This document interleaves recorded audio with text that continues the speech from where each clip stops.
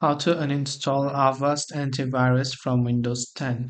So if you want to uninstall it, basically, first of all, there are a couple of things you have to understand. When you install an Avast antivirus program, along with the antivirus software, it will install many apps also like Avast browser and so on. So here, first of all, make sure none of the Avast apps are open in the background. If it is, right click on it and then just click on the quarantine or the exit button right there, right? So once you've basically done that, you'll be able to see all these options right here. So we'll just go ahead and then basically close this. Once we've done that, in the search bar, we want to go and search for control panel.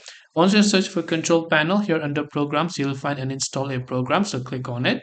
When you click on uninstall a program, here you simply have to look for the Avast antivirus application. So here you can see it installed two apps, the secure browser and antivirus. So I'll uninstall both of these by selecting that, clicking the uninstall button and clicking on the yes option when it asks for administrative access.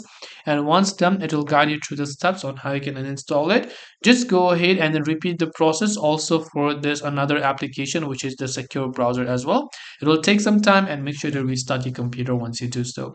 So I hope this video helped you. If you have any questions, feel free to leave them down in the comment section below. As always, thank you very much for watching till the end of this tutorial, and see you in the next video.